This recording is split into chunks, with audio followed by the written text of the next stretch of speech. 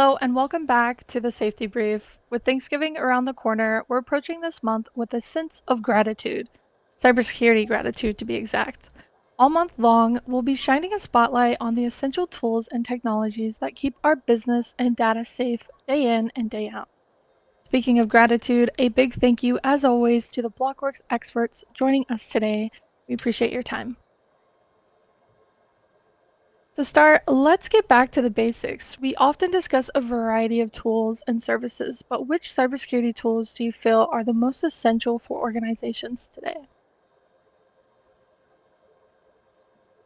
Rango, do you want to start with that one? Yeah, I could start with that one. Not to diminish the importance of all the tools required in a good security stack, I think the most critical ones for organizations today are those that protect identity and access management platforms and cloud applications, specifically around email and online storage. Yeah, I would that's a great say, point.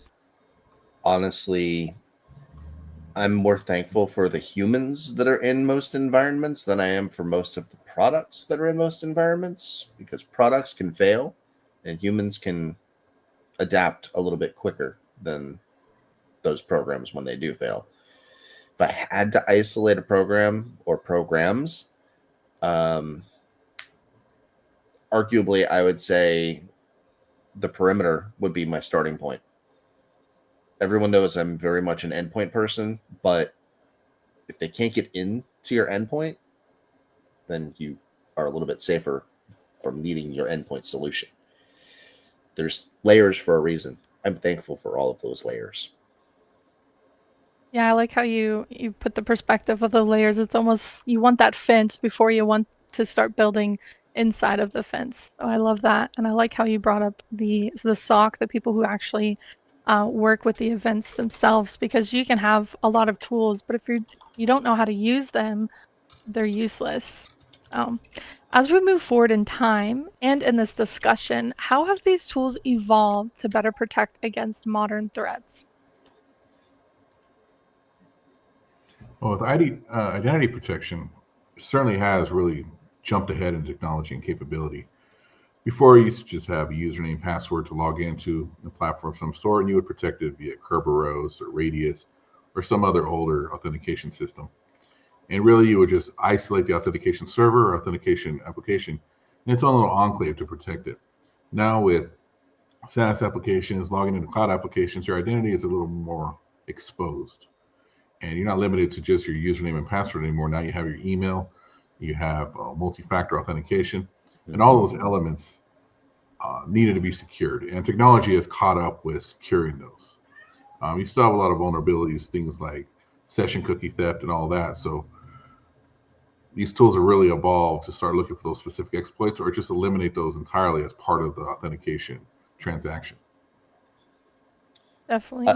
And in the past, sorry to cut you off, no, go Matt. ahead. I was just gonna say definitely in the past, like basic antivirus was our go-to. But today's AI-driven solutions can identify patterns and anomalies that traditional tools would overlook. The shift has truly transformed cybersecurity and making prevention possible. What are your thoughts, Matt? Basically, I mean, the evolution that we're actually seeing with all of these that really makes it beneficial and should or have reason to give thanks is we're finally starting to understand AI. Now, I'm not going to say that most people are understanding the advanced AI aspect of things, but they're understanding enough to where they're able to have some of that automation that is built in to make those determinations quickly. Is it going to get better? Yeah, I hope so. As we get more people that are understanding of advanced artificial intelligence, that understand how to build deep learning, to how to do, all kinds of advanced things. I'm not talking about just an LLM.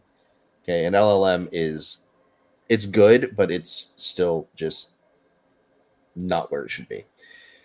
When we get people that understand actual deep learning and we can apply that to other solutions besides the endpoint, if we can get a perimeter solution that has deep learning built into it, that's going to be next level. That's going to be game changing. It's going to be able to make those intelligent understandings and intelligent decisions on whether something is actually, a threat versus where it has to kind of just match criteria now. And if it doesn't match all the criteria, it's like, maybe. And then you have a human that has to go in there and do further analysis. Now, that's not going to remove the human analysis aspect, which is why I'm grateful that we have extremely intelligent humans that are able to do the analysis when we have suspicious threats.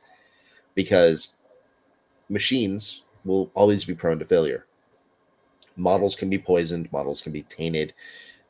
If you get enough people that are completely clueless telling something that its answers are wrong, well, when they run the next data model, the answers are really going to be wrong. So I'm happy that we're getting things. Data. Exactly. I'm happy that we're getting things that are going to be more intelligent, that are out there, but it's still not going to be a reason for us to not have the human element in place. Yeah, no, I totally agree with that. The human validation is huge. And we actually had a whole discussion on that topic. So if you scroll past in some of our previous episodes, we do talk about AI technologies with human validation if you're interested in that. But let's switch up gears and talk about some lesser known technologies. Are there any underrated tools in cybersecurity that deserve more attention? Personally, I'll take this one first and say vulnerability scans. Too often, organizations avoid finding where they're vulnerable. I don't know if it's a form of test anxiety or not wanting to know, but it leaves a critical gap in their defense.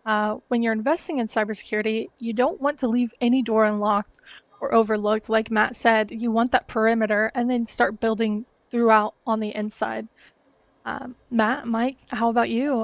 Any underrated tools that come to mind? Humans. I've said it for every topic. Humans are extremely underrated for what they are capable of doing in environments. Now, that could be on the good or the bad side of the spectrum, because I've seen humans that are really good at making messes. I've also seen humans that are really good at cleaning up those messes efficiently. Yeah. And it comes down to, we can't do anything without people that are qualified at this point in time. I'm hoping Matt didn't turn into AI and now he's trying to disguise himself with this pro-human agenda. But I'm completely with you. It's that human element wielding these tools properly. Yes, make them render most effective.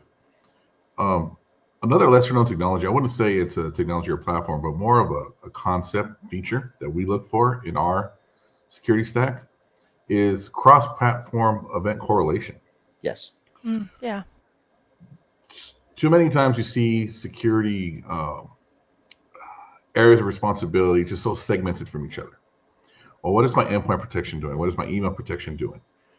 And no one asks, how are they talking to each other and collaborating to identify a threat start to finish? One thing is blocking a phishing email. One thing is blocking a piece of malware. But what if the two events were related? And how would you identify that? You need that event correlation saying that this specific email came in delivering a piece of malware, or didn't even deliver the malware, it delivered a link that a user clicked and the malware was downloaded. How would you know those two are connected without some sort of engine or some mechanism to correlate those events, to coalesce them into a full-blown incident? When we're talking to vendors and we're exploring new technologies, we ask that, how well will it integrate with our existing systems where we can correlate events? We don't want something working in a bubble. I mean, this is my responsibility. This is all I'm worried about. This is all I'm focusing about. And then I'm going to close the case. No, because it may be related to something larger. And that touches on with the vulnerability scanning there. Is there a vulnerability that's being exploited? How will you know if these events are rather mundane, small, just small little IOCs, indicators of compromise, that may not really illustrate a larger problem? But once you start putting all this together, like, okay, it keeps using this vulnerability, or this TTP seems to be used a lot more often. These kind of payloads are being used, these kind of file types. Then you're able to put together a whole picture, and you can imagine the cork board with all the threads and strings between pictures there. But that's essentially what an event correlation engine would do. And from our perspective, it's invaluable to be able to do that, to identify those threats, see where they're gaining a foothold, and stop it as early as possible. yeah, correlation is absolutely paramount for everything that we're doing, along with data enrichment. Getting data is fantastic, but if the data is dumb, then it's not really giving you much except for a reason to go in there and analyze the data, which means you're now paying for a solution that's basically telling you crap you already know. And now you're going to have to pay somebody else to go in there to decipher that. I mean, it makes me think back to Jurassic Park, and he walks up, looks at it, and goes, "That's a big pile of crap." That's what a lot of that turns into. Now, to go with your vulnerability scanning that you are extremely happy about, I'm happy for those that are on the red team and the blue team. There are not many, or there are some organizations that don't have red team, blue team. I mean, technically, they have a color for every possible thing you could think of in environments these days, but we're not trying to organize the entire rainbow and go through all of them. The important ones are the red team and the blue team. If you don't have, the people that are testing your environment actively, you're not going to find where those weak points are. The vulnerability scanner is great, but the vulnerability scanner is going to tell you about known vulnerabilities, not the unknown vulnerabilities that somebody is going to be able to find because they were persistent enough to poke at it. The same thing That's why goes we with the blue team. They're going to protect you because they're going to be the ones that are going to sit there and go, okay, we have these known vulnerabilities, but let's think about it from the mind of those that are going to attack us. How are they going to try to get in? And they're going to find those, they're going to fix those, and they're going to keep everybody safer. Yeah, and people even go as far as doing the bug bounties. You see these huge corporations and like Twitter or X now with Elon, um, putting out bug bounties. If you're able to crack this, let us know, and they'll pay you money for that. Obviously, not Mm-hmm. telling anyone to go do that without knowing what you're doing, but having the openness to allow people to see where you're vulnerable is important. So, and I'm really glad that you both brought up something that kind of correlates with the SOC itself, because with the data correlation, if you don't have a SOC team sitting behind that screen and correlating all that data to put it together, it renders useless. And something that always stuck with me, and I bring it up probably too much, is Mike, when I was interviewing for Blockworks, I remember a statement that you stated was that Blockworks provides the sword and the samurai. So I think that's really important, and I'm really glad that y'all both brought that up and that they all kind of correlate together. Mm-hmm. A good visualization with being inundated with data that you can't do anything with is I'm pretty certain none of us here are pilots, but I've seen a cockpit and all the instruments in the cockpit, all this information about altitude and who knows what's there, because like I said, I'm not an aviator. Similar, if you're ingesting all this data, what would you do with it? I'm certain a pilot knows what to do with every little piece of information they're getting about the wind speeds and all that, and they know how to react. Same thing goes along with a platform that's ingesting all this data and visualizing all this data. But if you don't know what to do with it, and your plane's gonna just crash right into a mountain. Yeah, thank you for that, Mike. So now for story time. Matt, Mike, I know you both kind of get hands-on with many incidents. Can you share a recent example where these tools help prevent a potential breach, and how? I'm gonna let you go story time. You love story time. Well, I have so many stories. Hard to Something choose. a recent example, as a matter of fact, was as recent as today.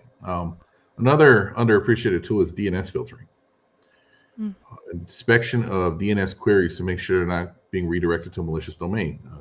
A device may think that it's resolving to a sanctioned domain, but in reality, it's being redirected to somewhere malicious. Actually working with something this morning, there's an event going on where a backup server is trying to reach out to a domain that has been hijacked and redirected to a malicious subdomain. So this is an entire organization's backup that may be getting uploaded to some threat actor's repository. And then they're going to have their entire backup to peruse and pull any data they want and do who knows what with.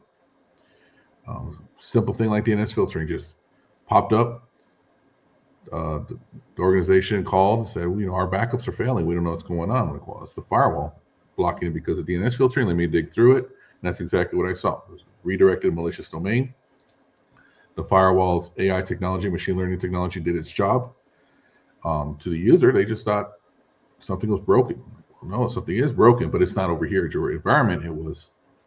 Has to do with your Protecting. backup provider has some sort of compromise, and we protected you from that. So that was a great example where entire organization's backups just almost got hijacked.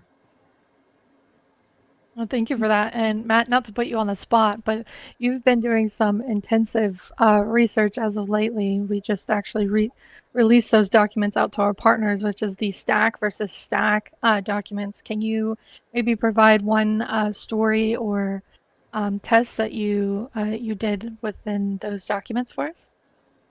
I mean, I'm just glad that the products we use don't render our machines unbootable.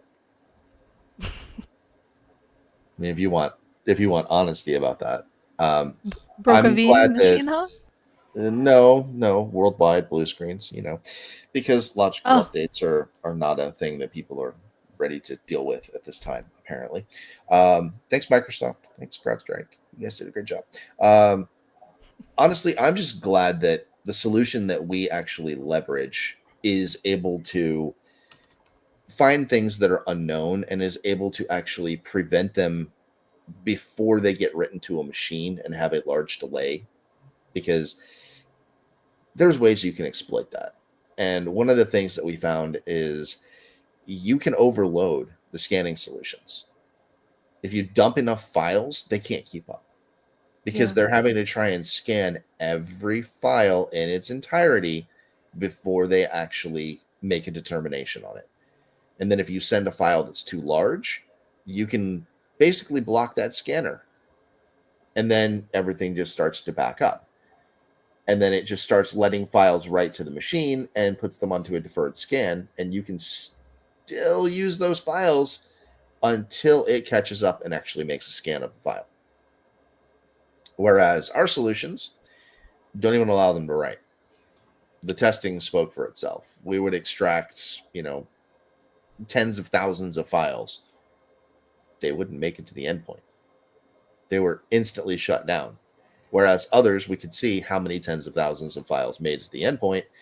And then we would have to wait 5-10 hours to go back. And then some of them may have disappeared as the scanner finally decided to catch up. But others were still left there, malicious files on the machine. It didn't know what to do with them.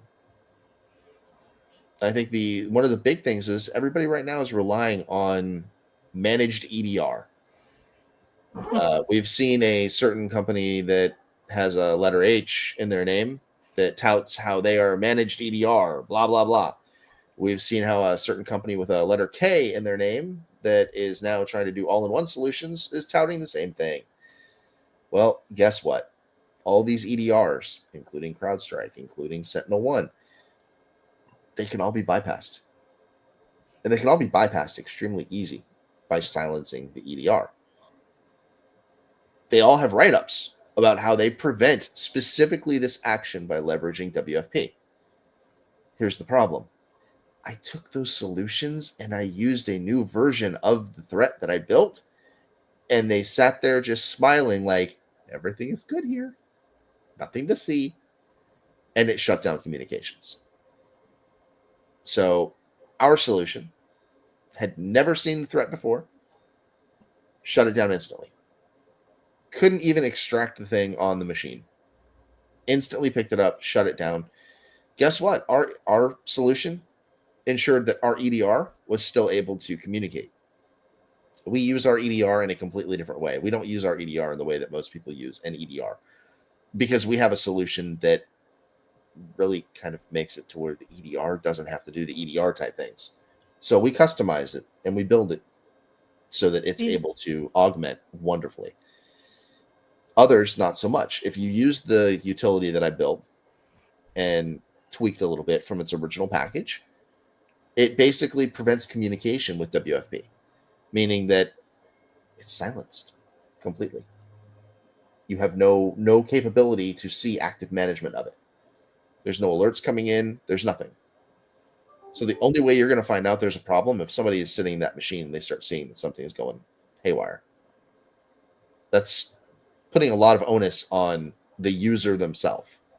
Yeah. instead of, the solution that you're supposed to be leveraging. The other thing we found is, I appreciate real time monitoring and real time notifications. We dropped those tens of thousands of files that were on, I'm going to use it for example, CrowdStrike, because they have a user interface that's supposed to tell you all the threats that you have that are in your environment. Okay. It showed me that I had a total of maybe 80 threats in the environment, even after it was going through and finding things 10 hours later. The console didn't update to show accurate representation of what was in the environment. So they were making it look like you had a cleaner environment than you actually had. Whereas That's ours, dangerous. I dropped, what was it, a few 100,000 files, and our appliance actually showed all of those files that were prevented. And the number was actively ticking up as it was preventing, because it's communicating actively. It's not picking and choosing what it thinks you need to know is there. It gives you the data and gives you the capability to let you know, hey, maybe you should look into this. You Hmm. look into the data, you find there's things that need to be actioned. There you go. It tells you what's prevented, it tells you what's detected. It lets you make your determinations on whether or not you need to permit it. But it gives you all the data so that you don't have to go back and try to find things on a user's machine in their logs, because that's just ridiculous. Not fun. No. Well, that's a great example of why knowledge of these tools are indispensable. Now, looking ahead, which tool do you think will become essential in the next 5 years and why? Matt, you kind of touched on this a little bit with AI-driven threat intelligence platforms. It's going to be a must-have. We Yeah. still see a huge following under just detection tools. I think just the sheer amount of attacks, like Matt said, will need automated prevention. And we're even seeing that today with those tests that you did. But I think the need and population for it will grow in the future. At least I hope so. Oh, it will. A very wise gentleman about 8 years ago talked about having the AI versus AI battlefield, and how it was not coming, it was already there. Yeah. Well, it was there 8 years ago. Now, with the geniuses at OpenAI basically giving everybody the access that they would need to these language models, and having people like Olama that give you the ability to pull down different LLMs to, your machines, and all you need is an RTX card to really make it efficient. They're basically creating evil versions of all of these LLMs. Oh, for There's sure. uncensored ones that you can actually use out there. Like the OpenAI models are out there. The Meta models that they use at Facebook or at Meta are out there, that are uncensored. They don't have any of the guardrails on them. So any of the data that they know about, you can then start using for extremely evil purposes. And I did some testing on that. I went and I used ChatGPT for fun stuff sometimes and just talked to it to see what it wants to say. Um, it won't give you a lot anymore, even if you try to jailbreak it. It won't give you that much because they've built in a lot better guardrails. But if you take that same model without the guardrails on it and run it on a laptop, you can build some really nasty stuff.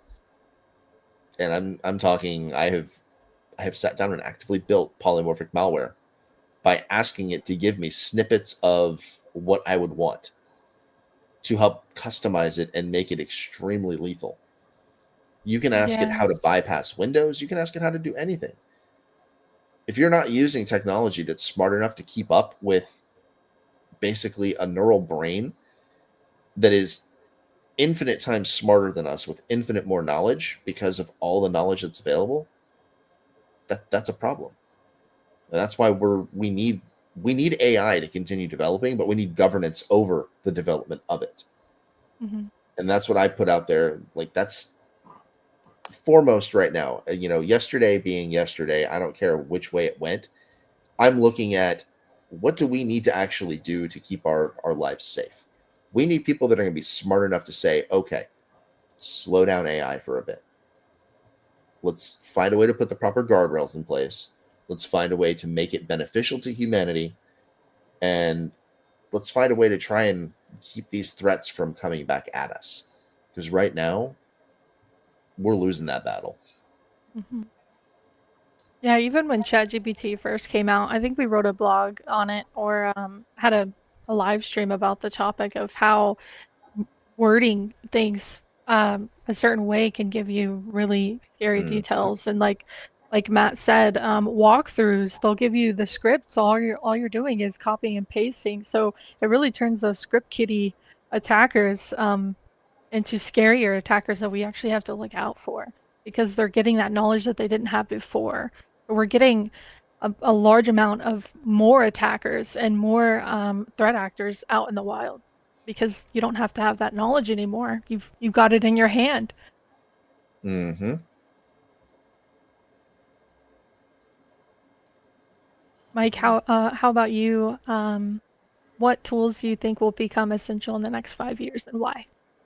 Well, AI governance is a key thing, and also a place to direct that energy for using AI under the utility of cybersecurity. Next 5 years, I think anything that's focused on identity-based protection is going to be Mm-hmm. critical. Think about what the expected outcomes are of a lot of these attacks. A lot of these very sophisticated phishing attacks or malware payloads. What are they trying to do? A lot of them are trying to steal credentials. They're not really trying to do anything else. They need to gain that advanced privilege access. So their emails going out there, trying to get usernames and passwords. These malicious payloads and other TTPs out there are out there trying to circumvent MFA protections or exploit vulnerabilities in MFA for the sole purpose of getting logged in. They want credentials so they can log in. So once they have the keys to the castle, they're rendering a lot of existing security moot. So I think any kind of platform that is identity and access management focused for protection, account activity monitoring, anomaly detection with automated response actions, those are going to be the critical ones for the next 5 years. That's a real risky threat surface with limited options out there as far as protection. And it's complicated because you can't just rely on technology. There's also practice and procedures around them, and a human element, like Matt said. And you really want to find a security provider that understands the nuance between just implementing a sophisticated technology to protect identity and what kind of administrative function should be around it to maintain that security posture. No, thank you so much for that, Mike. To wrap up today's session, what advice would you give to organizations looking to invest in cybersecurity tools?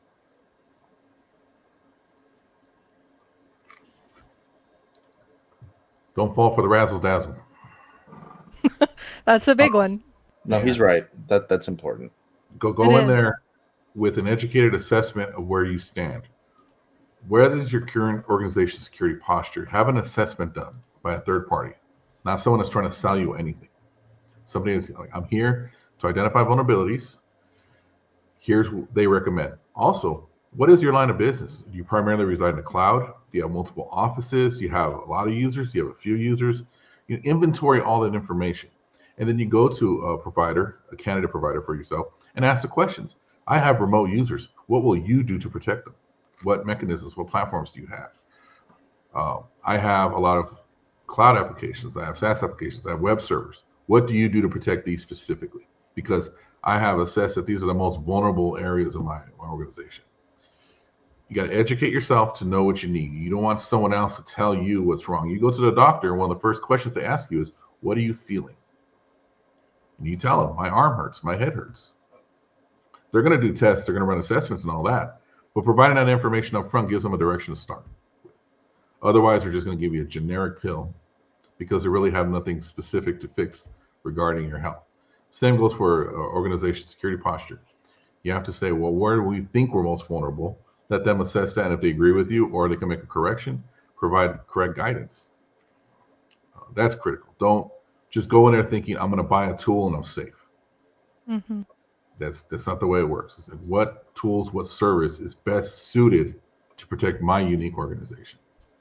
You know, my advice kind of plays off of your advice, which is try before you buy. So not only should you be vetting these services, but, you know, seeing if it does fit your specific needs of your organization once you've done all that research prior that Mike pointed out. So, Matt, any advice from you? Ask for independent validation. for any programs that you are using. And I'm not talking about, because I've had too many people tell me this lately when I mention it, but it passes MITRE. Nobody gives a crap about MITRE. Okay? MITRE got breached.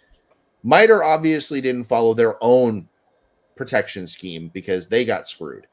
So ask for independent validation. Not does it match a framework? Anybody can match a framework. The framework is there. It's written down. You know exactly what you need to do in order to meet that framework. Ask for things that aren't on that framework. Ask for people that are going to try and get around the solutions that you have in place. We talk about pen testing all the time. Guess what? You need black box pen testing. That's what you need. You don't need to give some of the keys or leave a side gate open or anything like that. You need to sit down, hire somebody, and tell them, this is our environment. We're not giving you keys to it. Try to get in. Mm-hmm. See what they find. Because they're going to find things that you did not know exist. Your programs, you want to know what they're capable of? Hire somebody to independently test them. We did that with our endpoint security solution. In fact, the vendor hired somebody external to do the testing to show how good it was, because other AV solutions and other endpoint solutions, they won't do that because they know they have glaring holes in their products that can be exploited and bypassed without even trying. Ours came back and the response was, this was extremely difficult and took a lot of customization for us to even get it to work. And most of it involved having copies of the actual program that they could dissect so that they could find tiny little holes that they're not going to have time to really do when they're trying to attack your environment. So, find people that are willing to actually give you the information about those programs. If they're not willing to, and if your organization isn't willing to push for that, don't use their solutions. Mm-hmm. It's that simple. Your job, all of our jobs in cyber, is to defend the livelihood that we have right now. We don't want to get bombed back to the Stone Age by somebody giving us a flash drive and, there goes all of our critical infrastructure. It's our job to keep everybody safe and to ensure that you can do the things you like to do right now. Go on vacations, go get gas, go buy groceries, and not have to worry about, inconveniences along the way. Well, that's basically all I can really say. Just get the validation, and not from the vendor themselves, because I don't know any vendor that's going to come out and say, yeah, our product sucks, but use it anyways. It might be a new selling point. Who knows? Maybe they're going to hear this and they're going to start using that. It sucks. It's cheap. You like cheap. Get what you pay for. Exactly. You really do. Thank you for that, Matt. If you are interested in testing a new tool, Blockworks does offer a 14-day free trial of MAID plus EDR and Scud plus CDR, our email and endpoint 0-day services. This is a perfect opportunity to see where your current tools might be missing the mark and to test a new service. Plus, anyone completing a 14-day trial is entered into our giveaway. To learn more or to start your trial, head over to blockworks.com/POV. Well, thank you again for sharing your insights today. We're grateful for the tools that keep us safe and for the professionals like you who make it possible. That's it for this week's Safety Brief. Join us next time as we continue our month of cybersecurity gratitude. Stay safe, stay vigilant, and have a wonderful start to your November.